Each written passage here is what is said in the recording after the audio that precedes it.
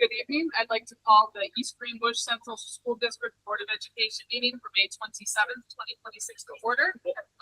We're going to go ahead and adjourn and get a tour from the students, and then we will be back. Okay, so we're back.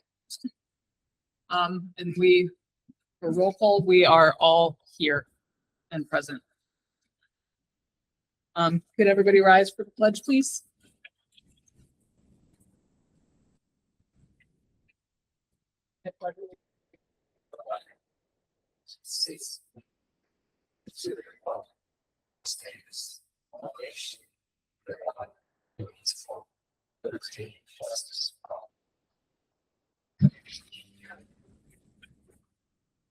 First up, Student Council. Hello. Hello. Hello, how are all of you? Oh, I can hear myself today. Okay. So earlier in the month, we had our vendor fair on May 9th. It went pretty good. It was a little rainy, but it went good. We're excited to have that again next spring. We also talked about having another vendor fair in the fall. Then we had junior prom on May 16th. It was very fun. I had a great time. And AP testing was, I believe, the last 2 weeks in the auditorium. Lately, we've been talking mostly about elections. So we gave out all the election packets, and then campaigning started about a week ago. And tomorrow and Friday are our 2 election days. We will hear at 12 on Friday who won, and we'll be posting on our Instagram. Our last event is the Columbian Awards, which are next Friday. And then we only have 1 meeting left where we will be swearing in all of the officers for next school year and discussing the homecoming theme for next year. That is about it. Matthew, are you running unopposed? Yes, I am running unopposed. Congratulations. Thank you. So you're going to be your vice president now? Yes, Oh, I see. yes, So you'll be back next year. for president. Yeah. Well, congratulations. Thank you. Thank you. Oh my gosh. Have a nice night. Good night. So approval of draft minutes for May 6th for the public hearing. Anybody have comments or questions?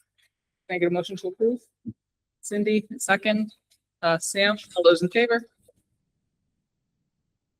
Okay, and approval of draft minutes for May 6th for our regular meeting. Any comments or questions? Motion to approve. Sam, second. RP, all those in favor? Moving on to the public forum. Residents, students, employees, and business representatives of the East Greenbush Central School District may address the board on matters concerning programs and/or operations of the district, other than matters involving personnel. Members of the board do not directly respond to citizen concerns during the public forum. If a response is appropriate, either the president or superintendent will contact the individual in the near future. Those persons wishing to address the board will be recognized by the chair of the meeting and should state for the record their name and address or affiliation with the district or business. While the board does not wish to infringe upon free speech protections, it must be stressed that the visitors forum is not deemed to be an open forum. The board president will conduct the forum for the orderly and efficient operation of board business. In addition, any remarks which may be considered defamatory or stigmatizing are prohibited and will be declared out of order. All comments shall be limited to 5 minutes. Nobody? Okay, moving along to board forum. I just want to say thank you. I don't know if you came in to the students who gave us a lovely tour. Thank you, Mr. Albee, for hosting us. I've actually never had a chance to get in this building beyond this room. So it was really awesome to see all the wonderful spaces and hear about everything that's going on here. Same thing. I got nothing else. Just very quickly, checking the time here, make sure that I be very timely. I want to thank the community for the vote, approving us the school budget, and the transportation, and also thank for being reelected to the Board of Education. And I want to thank people who supported me and also those who didn't. I think it's very important to represent the community as a whole. And I also want to select I also want to thank particularly EGTA and SRP. I'm very grateful for the endorsement.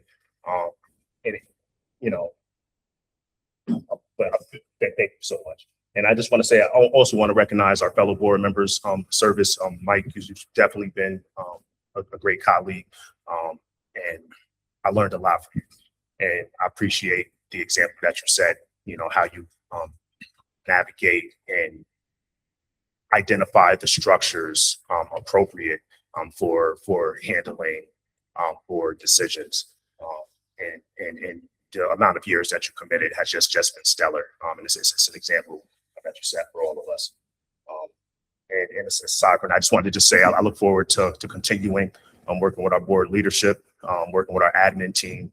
I'm definitely committed. Just looking at the time again, I'm definitely committed to becoming a board member. To me, this second election is more meaningful than the first time. So with that said, I just want to move on quickly. That was 1 minute, maybe and a half or so. I'm gonna be very short. I did have a question about Medicaid claiming. I know it's a complicated topic.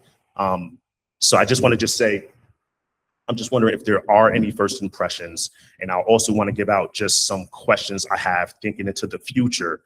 One of the things I'm wondering is, do we know today the proportion of services provided that would qualify for Medicaid for our general population versus students that have an IEP or IFSP? And that could be answered at a later time. I'm also wondering about amount of the expense as a number. And one of the thinking is, because ultimately you have 2 years to make a claim for identified services that's reimbursable. And so that's that. So primarily my question was just about general takeaways from anything reviewed. So I'm going to defer to Mrs. Mulligan on this. We started the process of Okay. looking for a provider. This would be something very complicated for us to handle in-house. Yeah. So we started to engage with a third-party provider. And Ms. Mulligan, if you can give us a little bit of an update on that. Yeah, so we're actively looking to make improvements in our Medicaid claim process. We're currently exploring a new provider. Yeah. That will help with that. That has been ongoing. Actually, it predates even some questions that you had initially had brought up. So we do recognize that there is improvements that could be made there. Yeah. So we are working through that process, but to answer your specific questions, we'll have to do some very deep dives into that. Yeah. Because there is a lot of data there. Yes. And the consultants will help us with that. Perfect. And I just want to say also, I'm talking to DOH on that same front, wondering statewide. I did talk to our policy commissioner about it, and we're going to farm it out to our school group to get feedback, what we're seeing on the state side on that piece. And I also have plans to meet with the contractor that we use at DOH just to see, because I just want to figure out just how we could work, make it work, and just all of that. So that's just that. But all right, thank you so much. I want to say thank you to the principals, the elementary principals, and to all the students for all of the tours. I hope this becomes, or I think it has been a tradition to go. It puts the face of what we do and the decisions we make into the hands of seeing it in real life. So very much value that opportunity to see, and the pollinator garden is beautiful. Well done. Great kudos to the sports teams that have made it into sectional championships of late. So the good news there. And I had a question about the percentage. I know we're switching homeschool back in district. How many, what percentage of students does that involve? I can tell you the number of students. We have just over 100. Okay. Yeah, but I don't have the exact percentage out of. No, that's okay. Yeah. It's just, I didn't know what the, some school districts have a huge number of students. We who are at actually, homeschool. out of all the ones that Quest R3 serves, we are the largest. Okay. Yeah. And we, one of the things we're planning on doing is to really try to bring a little bit more of a personalized approach, be in school, in-house, and we can really offer that to our families. And there must be a fiscal benefit to that as well. There is. Okay. Thank you. That's all I have.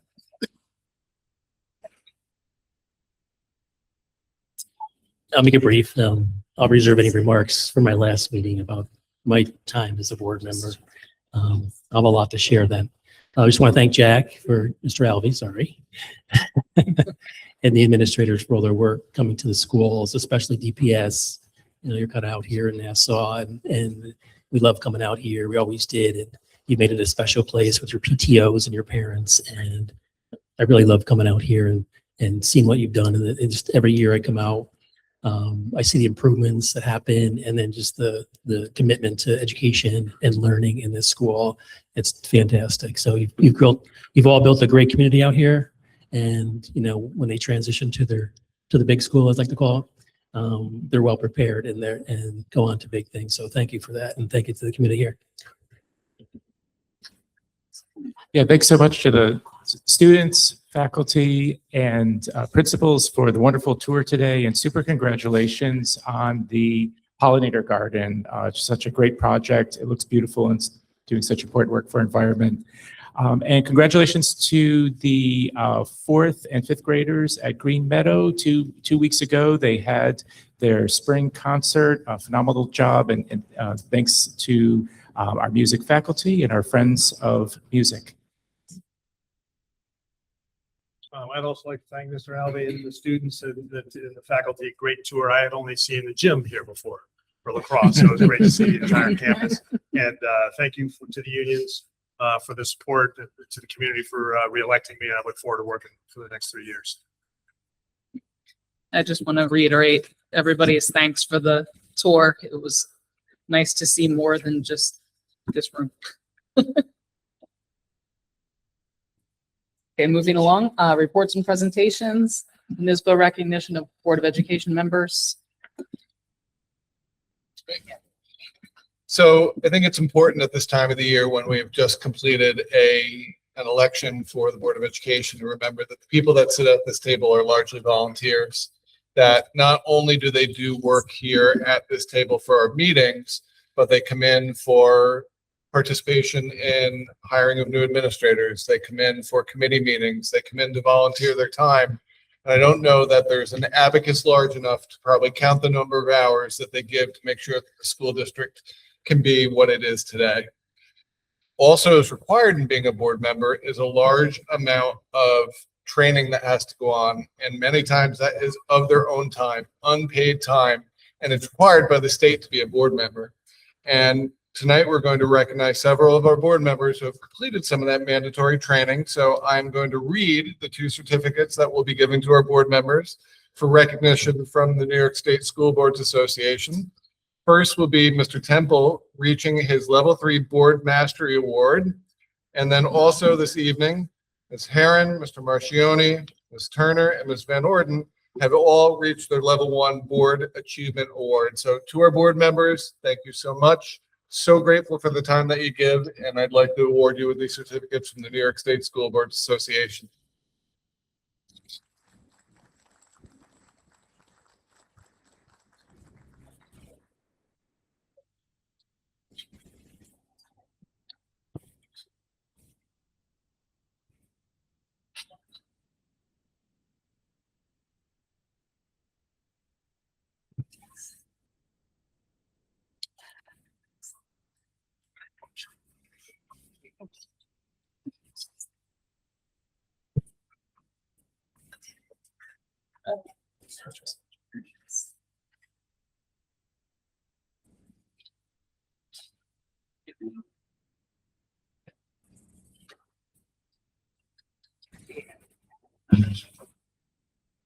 And the administrative committee reports.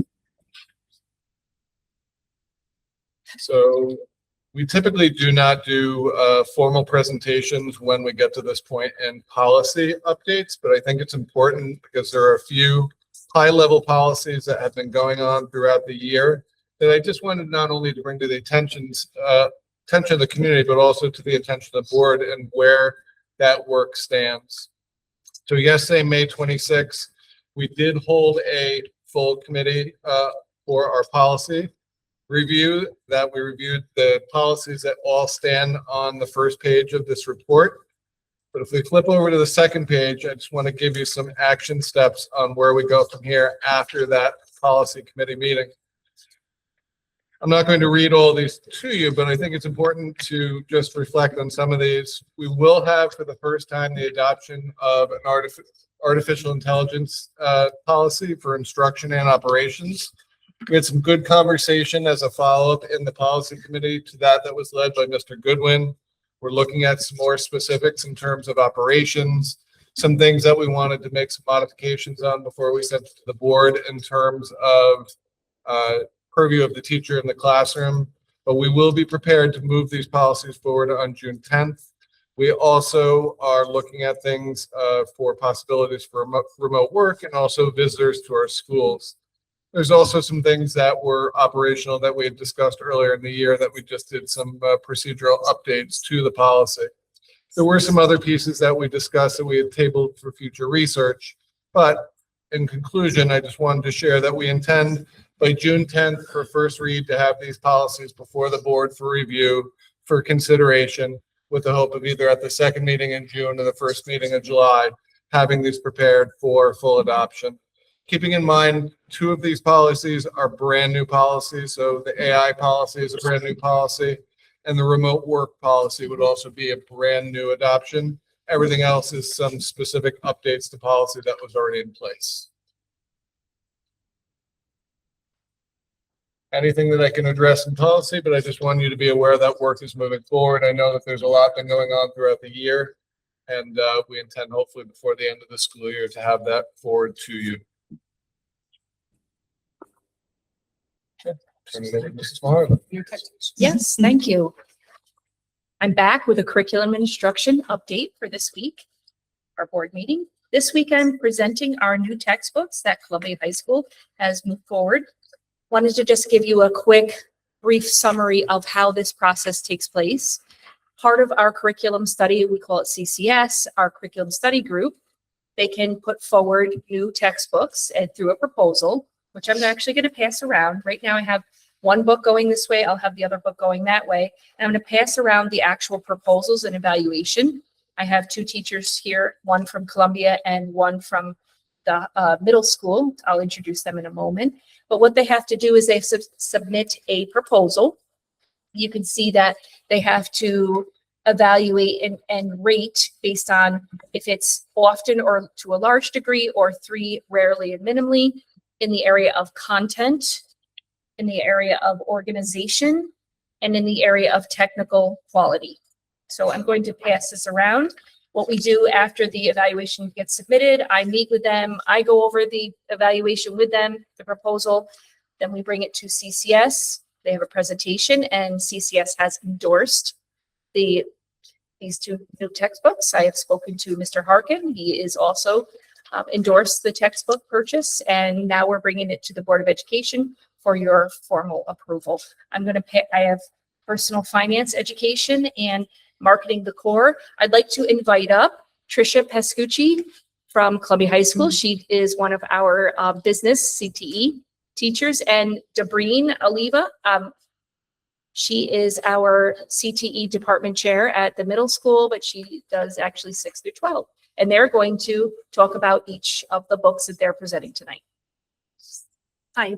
So I can actually summarize both of the books together because there's really the major rationale for asking for the book for the principles of marketing and for the personal finance course is that I teach those courses for college credit through Hudson Valley Community College, with the understanding that we know we will not always have the most current text.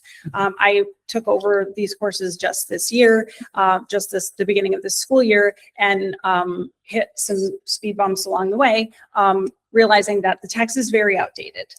So I looked into the text that the college currently has, and these are the texts that I presented for request.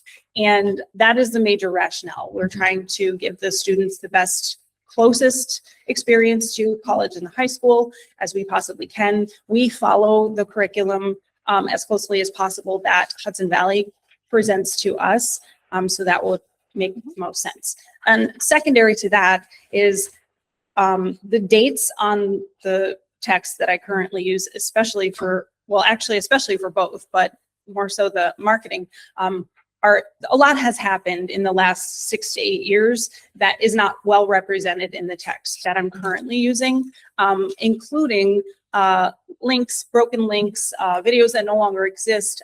So it's really just, again, to bring the curriculum up to date more for the best student experience. Are these actual books? Stupid question. Are these like, It's not a stupid question. They are. We're passing Yeah. them around. Rob, I have one of them right now. oh, I wasn't sure if it was, So that's a great question. with a web base. Right, yeah, so for example, we use MindTap for, and it comes with the text and it was a very expensive option. Okay. So we went with the hard copy as the better option. Yeah. Okay, thank you. The books are, Thank you.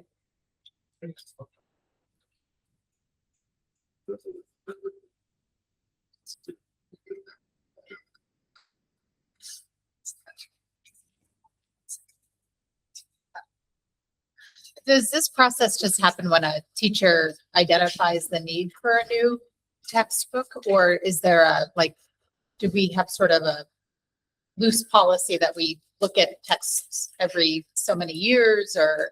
we do have a policy for textbook selection depending on I do believe it's based on cost too, as well, in terms of the impact of where, in this particular case, because Tricia had mentioned it is a college and a high school course. It's also a New York State pathway. Part of we have 3 pathways in our CTE, our career and technical education coursework. We have 3 pathways. So this is one particular, these are actually 2 books that will be in that pathway. And we really have to stay current with the college and what they're using. So in this particular case, that was the rationale. But when it comes to, for example, it could be a textbook, it could be a novel. We always bring it to curriculum study. It has to go through there for endorsement, depending on the cost, and certain purchases we will bring to the board and others we just bring to CCS. So in this case, because it's a college and high school, because of that, we brought it to the board for approval.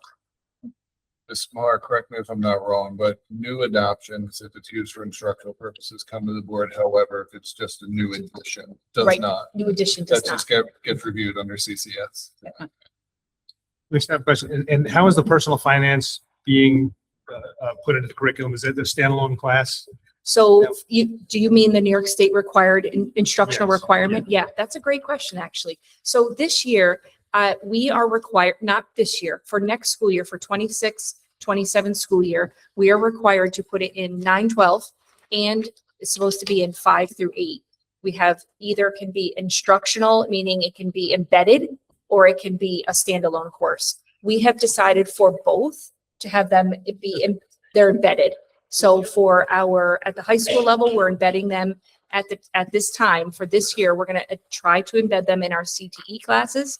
They're actually going to be looking and doing an alignment. New York State has put out 5 topics, so K-12, and they just recently put out objectives for each level, elementary, middle, and high school. The high school will be in June. They will be actually taking their curriculum and ensuring that their curriculum aligns with the objectives from what the state is requiring in terms of personal finance education. That's what we're doing at the high school, embedded instruction, right within our CTE classes. We're also going to offer an option in economics as well that Mr. Romanowski is going to be writing this summer, a unit of study, because part of economics, there is one module in there on personal finance. So he will be doing that as well. So this is going to be next year will be our pilot year to see, here's what how we're going to embed it. How does it work? How is it working? Is it effective? Do we have to make modifications? And that is one of the flexibilities that the state is giving us. For the middle school, Debreen is going to be doing some work this summer to put it into her FACS classes, family and consumer sciences. She's going to be embedding it not just in one grade level, but she's going to do components in each 6th, 7th, and 8th grade in her coursework. So again, embedded instruction. So the personal finance, I'm sorry, Rob, the personal finance book, I mean, that's pretty in depth. That does a pretty deep dive. So you're just going to pull out components of that for use in the embedded CTE classes. Yeah.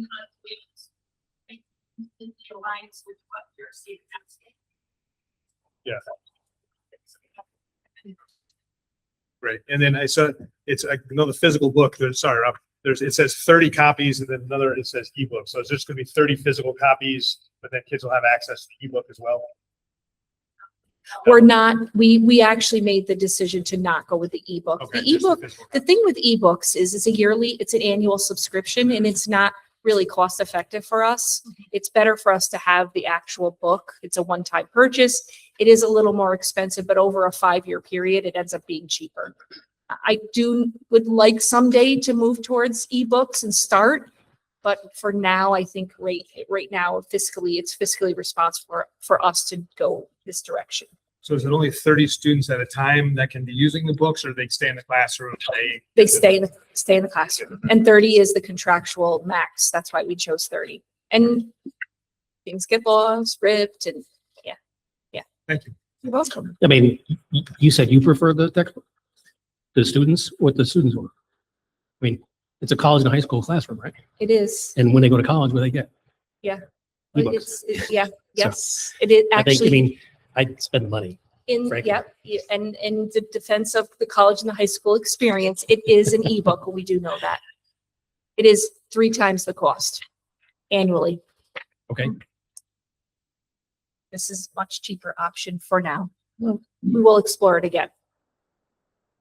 It's for a future board to decide. Are they all binders?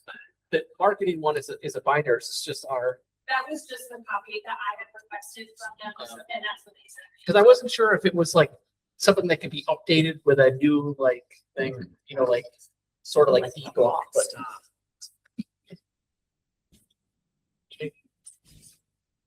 Any other questions? Okay, thank you. Okay, moving on to regular business, district voting results from May 19th, 2026, and statistics and observations. So I'll start before I turn it over to Mrs. Mulligan to review some of the specific data. Obviously, it's already been stated, we are very grateful to our community, not only for approving our budget, but approving the budget by the margin that it was approved.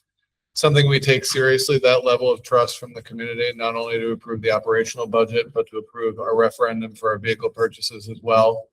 We really value that trust that you put in us and vow to continue to do all of the most responsible things that we can with the resources that you give us to educate our children every day. We always track things such as voter turnout. We look at what it looks like compared to previous years, and we look back in windows. We always look at some of the trends that we're seeing. And with that, I'm going to just ask Mrs. Mulligan just to review some of the data that we always look at when it comes to voting outcomes. Ms. Mulligan? Yes, thank you, Dr. Coates. So, yes, we were very pleased with the voter turnout and the results of the vote with a 72% passage rate. Some of the data that's included in the memorandum does represent that voting percentage is in line with other years where we had a similar tax levy increase. So I'd say it's pretty consistent, some of the trends. Also, we have included in here quite a bit of historical information on the voting, all the propositions that have gone forth to the voters over very, very long time. So there's lots of good, if you want to get into the data, there's lots of good information there. So, but otherwise, I think the turnout was good, and the voting percentage was positive. So, is there any questions on that? I mean, the whole election, the vote process was very smooth. We didn't have any significant issues. We had one machine issue at Green Meadow for a couple hours, but then that was resolved and ballots were secured and then those were counted. Rensselaer County was very supportive. We, all of our election workers were very, very supportive, and they're on point, and they keep everything straight and narrow. And of course, we wouldn't have a budget vote if it wasn't for Jeannie, because there's a lot of coordination that goes into that. So it was a good day. Anybody have any comments or questions? Just a thank you to the, we talk about thank you to the whole community. really proud of everybody, but also thank you to the administration too for all the hard work that you put into this, because yes, it's over 70% vote, but that also comes with all the hard work you guys put in. So thank you for everything. And a thank you to Jeannie and to the election workers. It's a very long day for them. A very long day, and we couldn't do it without them. So I'm very grateful that they were willing to give us that time and be there for us. And we see the same people every year, and the commitment is amazing. So there were almost 1,700 ballots. Yep. Do we know like what percentage of eligible voters turn out? I know it's kind of hard to calculate because there's so many different. It's like 18,000 in the district. isn't it? It's over 13,000, Okay. I believe, yeah. So that's a lot. Can I get a motion to accept the results? RP, second. Cindy, all those in favor?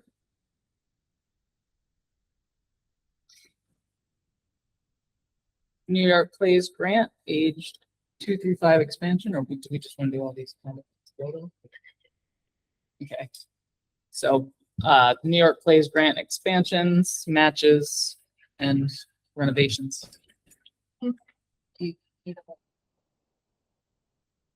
Does anybody have any questions or comments? This is all part of the capital project, right? Yes, this is Okay. part of the grant application that Labella is assisting us with to, yes, so this helps support the application. Part of the application. Okay. We needed 4 separate ones. No, well, we'll vote on B through E. Oh, perfect. Is that okay? So the board clerk's gonna have to certify each individual do- resolution, so we should have. Should we do it 4 separately? separate votes, Okay. yes. All right, so we'll start with B.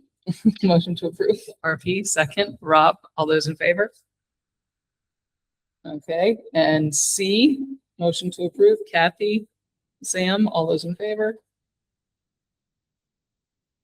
That was C. D, motion to approve. Rob, Cindy, all those in favor? And E, motion to approve. Rob, RP, all those in favor? Moving on to resolution for the Delaware, Shenango, Madison, Otsego, BOCES Cooperative Purchasing Services for food and cafeteria supplies. Jen, thank you for the answer. I got the answer. So that's just the 4 that are involved in that BOCES cooperative. That's the And BOCES. Anybody around the state that has a bigger buying can get into that package. That's right. That's the particular their BOCES expertise. that's running that cooperative Gotcha. purchasing service. thank you. Yes. Their official name. Any other questions or comments on that one? Okay, motion to approve. RP, second. Rob, all those in favor? Draft board meeting schedule. Did you have a comment or were you motioning to approve? Oh, me? Yeah. I was just emotioning. Okay. Her hands get tired of it. To approve. She has a RP. left-handed view. Rob, all those in favor? I was trying to just not have to move my. What is this for? The, What are you on? what are we on? That was the draft Board of Education meeting. I'll abstain. Okay. Phase 2, off library furniture contract. Any comments, questions? Motion to approve. Cindy, second. Robert, all those in favor? Okay. No tabled motions. No old business. Consent agenda. Any questions or comments? Okay, motion to approve. Kathy, second. Rob, all those in favor? And I'll be abstaining from this one.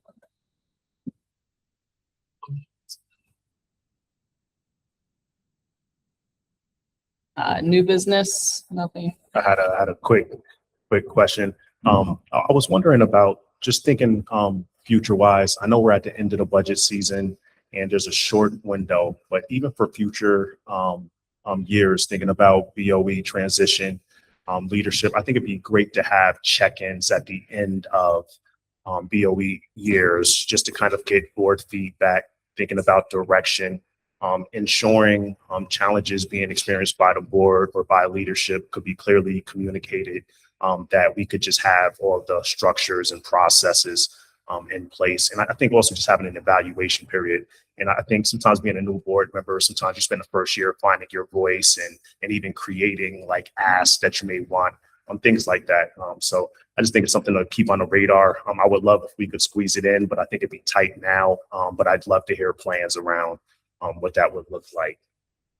Also, I wanted to have one more thing that I was thinking about too, thinking about AI measuring over time.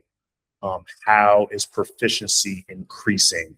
I think measurements is going to be very critical. Like, so I think right now, like, and I don't want to speak loosely on like, but what I'm wondering is machine utilization, right? Like ultimately AI is about better using a machine to improve productivity. So I'd love to just hear over time, just thinking about that as a concept, what data might we want to measure over time to see if skills is improving, tools and productivity levels just over time. It's like, because we don't have to have a model for measuring today, but just thinking that, you know, having the data available gives us flexibility for future measuring if we can anticipate what that might look like. So See, we need to be careful about what our adopted definition of AI is. Yeah. I don't know if that's a commonly adopted definition of AI. you said what's the commonly adopted? No, what you shared. Okay. That it's just a machine. I think there needs to be larger conversation about what is AI. And I think we need to embrace from our faculty and all of our staff, you know, some of the conversations that we had at our policy meeting was more, not just about implications for instruction, for teaching and learning. Yes, there's implications of using computers for that, but also the operational side, the ethical side of using it. I think we need to still narrow down some of that.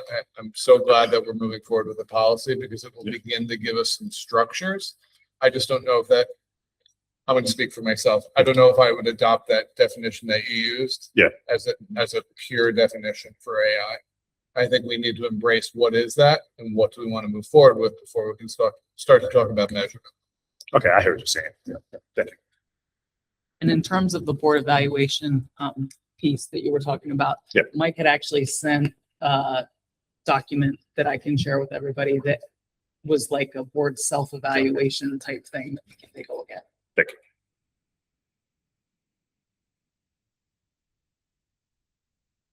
That was okay. Public forum. Any public? Not today. Okay. Board. Nothing for me, thanks. No, good, thank you. I just had a question, when you talked about policy and especially regarding field trip and excursions, that we wanted to have more dialogue about it. Is that something we're preparing to talk about June 7th? I'm going to bring it up at June 10th. I reached out to legal just for clarification on one more thing before I brought it up. So would we have an opportunity for the whole board, because I'm on the policy committee, to look at all those documents and kind of filter out some of our questions? And first read is exactly that. It's not an adoption night, so we have plenty of time before we move forward with anything after that. Just want people to be thinking about what their questions were. 100%. Yeah. Thank you. Just one more thing. Well, I think that was a super quick, I think that was a super quick meeting. Thank you so much for the time. And I think I have to just not say nothing.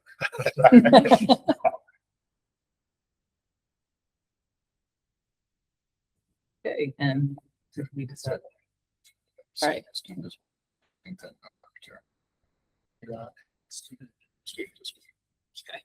And we are going to need a short executive session for a student disciplinary, and we do not intend to return. So can I have a motion to move to Cindy, Kathy, all those in favor?